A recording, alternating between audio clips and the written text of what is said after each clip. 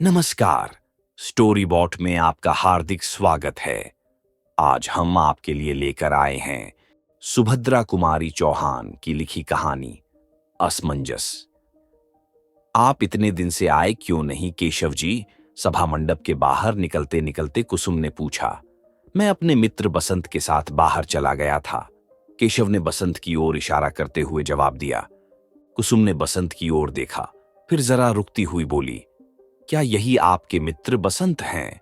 मैंने जैसे इन्हें पहले कभी देखा है। कन्वोकेशन डिबेट में फर्स्ट प्राइज आप ही को मिला था।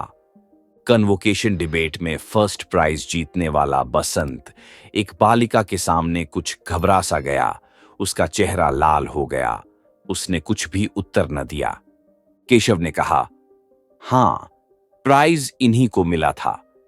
उसके बाद कुसुम, बसंत और केशव दोनों को शाम के समय अपने यहां चाय के लिए निमंत्रित करके अपने पिता के साथ कार पर बैठकर चली गई। कुसुम कुमारी अपने माता पिता की इकलौती कन्या है। इलाहाबाद के जॉर्ज टाउन में, जहां शहर के धनी मानी व्यक्तियों के बंगले हैं, वहीं कुसुम के पिता की एक विशाल कोठी है। शहर के प्रमुख धनी व्यक्तियों में उनकी गणना है। उनके पास मोटर है, गाड़ी है और भी न जाने क्या क्या है। 10-5 नौकर सदा उनके घर पर काम किया करते हैं। घर बैठे केवल लेन देन से ही उन्हें 600-700 रुपए मासिक की आमदनी हो जाती है। कुसुम ही उनकी एकमात्र संतान है, जो वहीं क्रास्थवेट गर्ल्स स्कूल में मैट्रिक में पढ़ती है। केशव कुसुम का पड़ोसी है, यूनिवर्सिटी में BOA का विद्यार्थी है। बसंत केशव का सहपाठी है। वह अपने मामा के साथ अहियापुर में रहता है। बसंत के माता पिता बचपन में ही मर चुके हैं और तभी से बसंत अपने मामा का आश्रित है।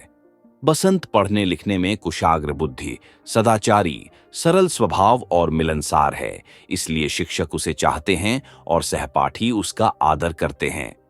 शाम को केशव के आग्रह से बसंत कुसुम के घर पर आया तो जरूर था, किंतु उसे वहां बात बात में संकोच मालूम हो रहा था।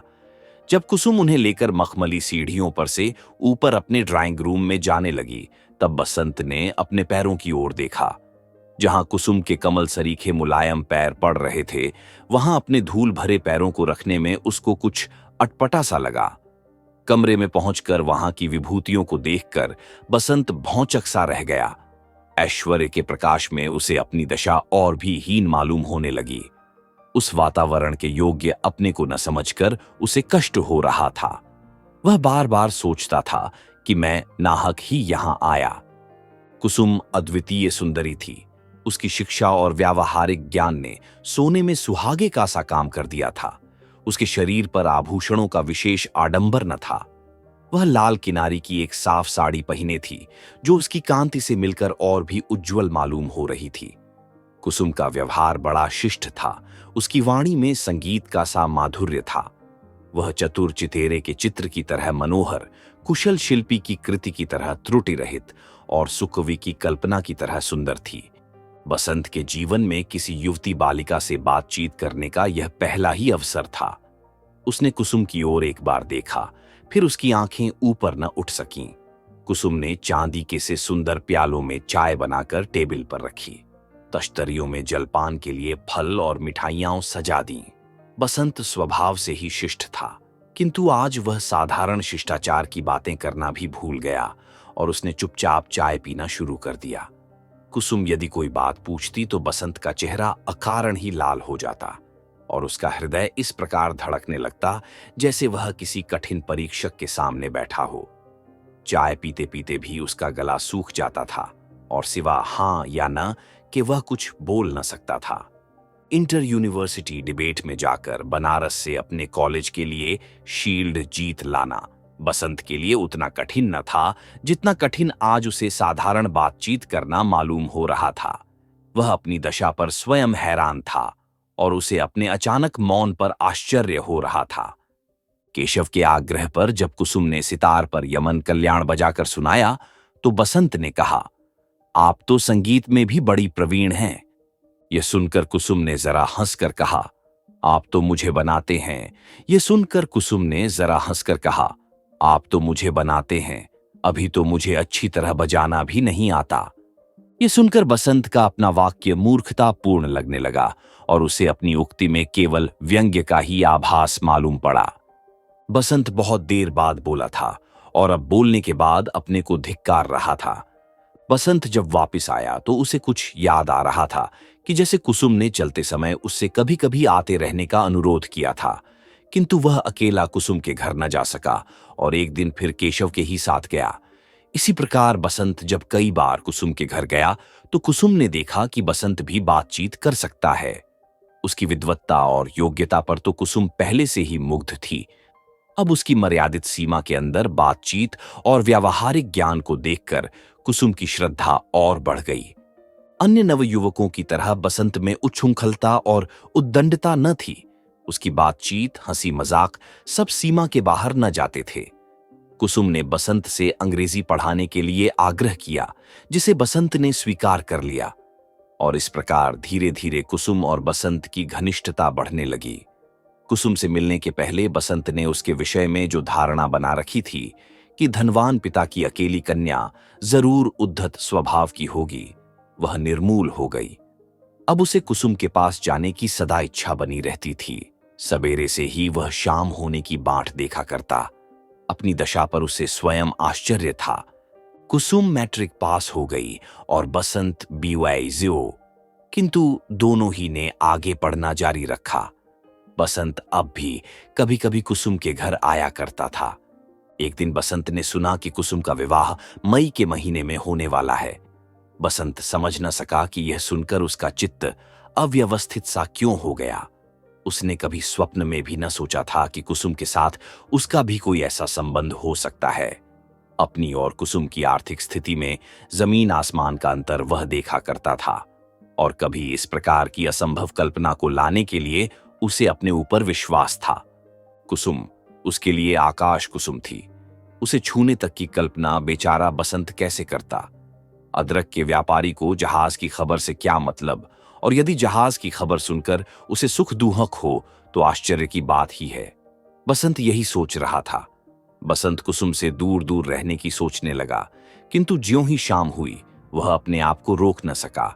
निकला तो वह टहलने, लेकिन टहलता हुआ कुसुम के घर जा पहुंचा। जब वह कुसुम के घर पहुंचा तो कुसुम वहां न थी।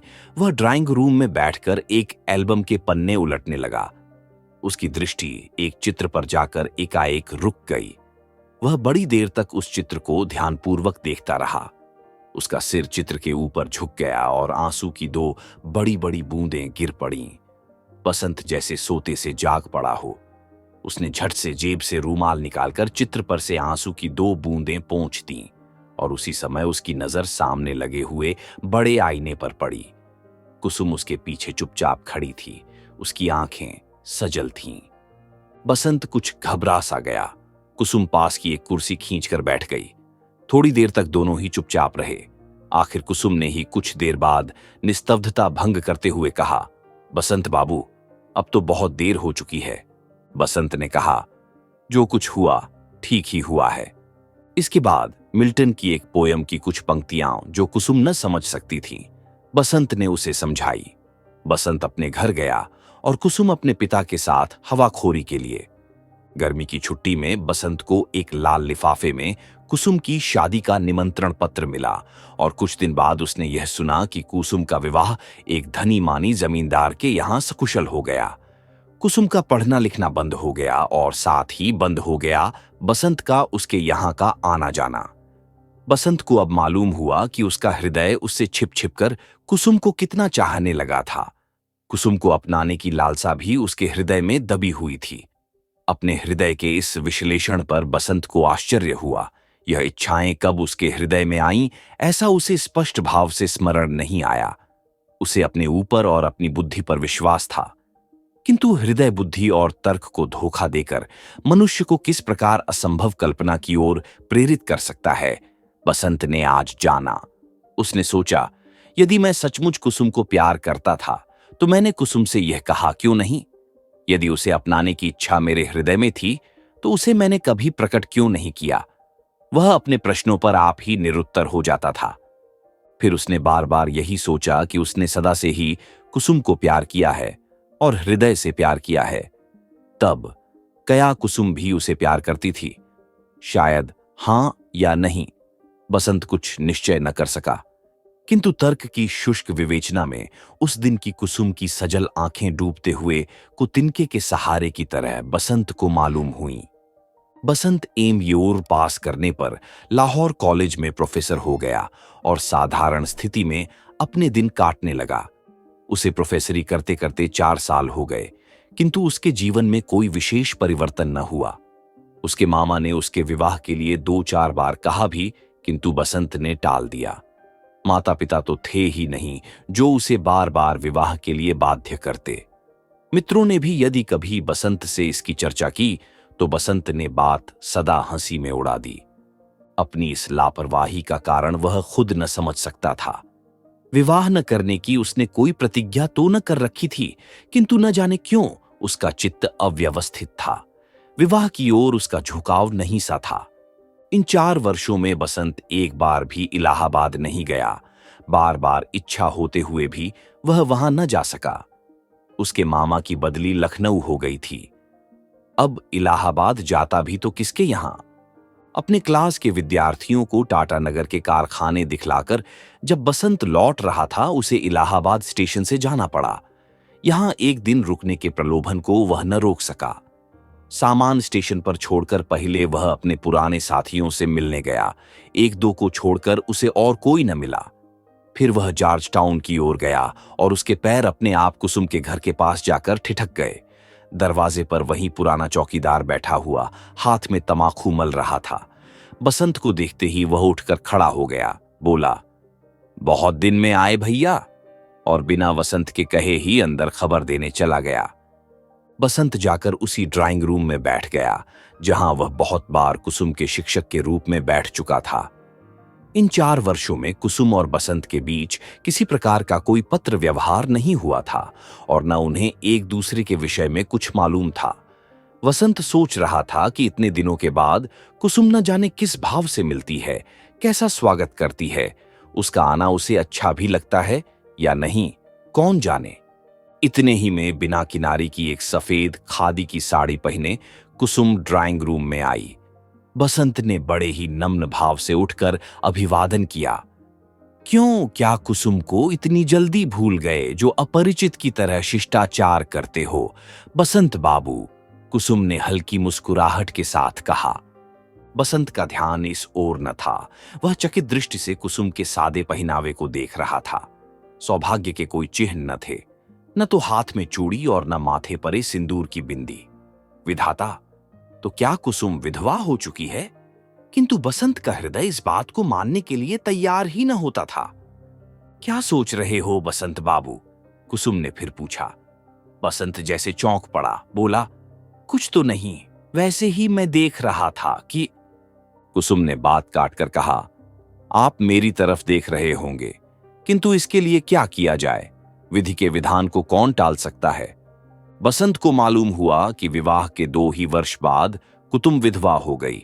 उसके पिता भी उसे अटूट संपत्ति की अधिकारिणी बनाकर 6 महीने हुए परलोकवासी हुए। बसंत ने देखा कि विपत्तियों ने कुसुम को झान में उससे भी अधिक प्रौढ़ बना दिया है। कुसुम उम्र में बसंत से कुछ साल छोटी थी, किंतु बसंत अभी संसार सागर के इसी तट पर था और कुसुम लहरों के चपेट में आकर उस पार बसंत से बहुत दूर पहुंच गई थी। बसंत के जीवन में आशा थी और कुसुम का जीवन निराशापूर्ण था। निराशा की अंतिम सीमा शांति है। कुसुम उसी शांति का अनुभव कर रही थी। उस दिन बसंत फिर लौटकर वापस न जा सका। कुसुम के अनुरोध से वह 2 दिन तक कुसुम का मेहमान रहा। दोनों ने परस्पर एक दूसरे के विषय में इतने दिनों का हालचाल जाना। पत्र न लिखने की शिकायत न तो कुसुम को थी न बसंत को। चलते समय कुसुम ने बसंत से आग्रह किया कि यदि किसी काम से उन्हें इस ओर आना हो तो इलाहाबाद में जरूर ठहरें। कुसुम, बसंत का हृदय उसकी आंखों में देख रही थी। उसे विश्वास था कि बसंत जरूर आवेगा। बसंत का स्वास्थ्य दिनों दिन बिगड़ता ही गया। कोई खास बीमारी तो न थी। केवल 8-10 दिन तक मलेरिया ज्वर से पीड़ित रहने के बाद वह कमजोर होता गया। छुट्टी में जलवायु परिवर्तन के लिए बसंत मसूरी गया। प्रकृति के सुंदर दृश्य, यात्रियों की चहल पहल, बिजली की रोशनी, किसी भी बात से बसंत के चित्त को शांति न मिल सकी। वह सदा गंभीर और उदास रहा करता। कुसुम को वह जी से प्यार करता था। बसंत का स्वभाव और चरित्र अत्यंत उज्जवल और ऊंचा था। फिर भी जब वह सोचता कि कुसुम के विवाह के समय, उसके सुख के समय उसकी आंखों में आंसू आए थे और कुसुम के विधवा होने पर उसके हृदय में आशा का संचार हुआ है, तब वह अपने विचारों पर स्वयं लज्जित होता और अपने को नीच समझकर धिक्कारता। बसंत बहुत दिनों तक मसूरी में न रह सका। देहरादून एक्सप्रेस से वह एक दिन इलाहाबाद जा पहुंचा। कुसुम के सद्व्यवहार से कुछ शांति मिली। कई दिनों से बसंत कुसुम को कुछ कहना चाहता था, किंतु कहते समय उसे ऐसा मालूम होता जैसे कोई आकर उसकी जबान पकड़ लेता हो। वह कुछ न कह सकता था। एक दिन बगीचे में कुसुम बसंत के साथ टहल रही थी। दोनों ही चुपचाप थे। बसंत ने निस्तब्धता भंग की। उसने पूछा, कुसुम, तुम अपना सारा जीवन इसी प्रकार तपस्विनी की तरह बिता दोगी? क्या करूं, ईश्वर की ऐसी ही इच्छा है, कुसुम ने शांति से उत्तर दिया। किंतु इस तपश्चर्या को सुख में परिवर्तित करने का क्या कोई मार्ग नहीं है? क्या मार्ग हो सकता है बसंत? तुम ही कहो ना, मेरी समझ में तो नहीं आता। बसंत ने धड़कते हुए हृदय से कहा, पुनर्विवाह, जैसा कि तुम्हारी सखी मालती ने भी किया है। कुसुम को एक धक्का सा लगा। उसका चेहरा लाल हो गया। उसने दृढ़ता से कहा, लेकिन बसंत बाबू, मुझसे तो यह कभी न हो सकेगा। बसंत चुप हो गया। वह रह रहकर अपनी गलती पर पछता रहा था। बसंत ने साहस करके इस नाजुक विषय को छेड़ तो जरूर दिया था, किंतु वह डर रहा था कि कहीं कुसुम की नजर से वह नीचे न गिर जाए। दोनों चुप थे। दोनों के दिमाग में एक प्रकार का तूफान सा उठ रहा था। टहलते टहलते कुसुम जैसे थककर एक संगमरमर की बेंच पर बैठ गई। उसने बसंत से भी बैठ जाने का इशारा किया। उसने कहा, बसंत, मैं तुम्हें कितना चाहती हूं, शायद तुम इसे अभी तक अच्छी तरह नहीं जान पाए हो। बसंत के हृदय में फिर आशा चमक उठी। वह ध्यानपूर्वक उत्सुकता के साथ कुसुम की बात सुनने लगा। कुसुम ने कहा, तुम भी मुझे पहले से चाहते थे, यह बात मुझसे छिपी न रह सकी। उस दिन ड्राइंग रूम में अपने आप ही प्रकट हो गई, लेकिन यह प्रकट हुई बहुत देर के बाद, जब उसके लिए कोई उपाय शेष न था। उसके बाद बसंत, इन लंबे 4 वर्षों की अवधि में भी मैं तुम्हें भूल नहीं सकी हूं, जैसा कि तुम देख रहे हो। बसंत का हृदय जोर से धड़क रहा था। कुसुम ने फिर कहा, इतना सब होते हुए भी बसंत, मैंने निश्चय किया है कि मैं कभी पुनः विवाह न करूंगी। अपने माता पिता और अपने स्वामी की स्मृति में कलंक न लगाऊंगी। तुम्हारी ओर मेरा शुद्ध प्रेम है, उसमें वासना और स्वार्थ की गंध नहीं है। बसंत हताश हो गया। कुसुम ने फिर कहा, कहानियों की तरह क्या प्रेम का अंत विवाह में ही होना चाहिए? बसंत कोई उत्तर न दे सका। उसने देखा कुसुम प्रेम की दौड़ में भी उससे बहुत आगे निकल गई है। बसंत अपने को स्वार्थी और ओछे हृदय का समझने लगा। उसे ऐसा मालूम हुआ कि कुसुम बहुत ऊंचे से किसी दूसरे लोक से बोल रही है, जिसे बसंत कुछ समझ सकता है और कुछ नहीं। इसके बाद बसंत और कुसुम के बीच में इस विषय में फिर कभी कोई बात न हुई। किंतु बसंत अब भी समझता है कि कुसुम का तर्क सत्य नहीं है। किसी सुकव्य की कल्पना की तरह यह सुंदर जरूर है, पर उसमें सच्चाई नहीं है। परंतु इस प्रकार के विचार आने पर वह स्वयं अपनी आंखों से नीचे गिरने लगता है। उसके कानों में बार बार कुसुम के यह शब्द गूंजने लगते हैं, क्या प्रेम का अंत कहानियों की तरह विवाह में ही होना आवश्यक है? अगर आपको यह कहानी पसंद आई हो तो लाइक करें, कमेंट करें और स्टोरी बॉट चैनल को सब्सक्राइब करना न भूलें।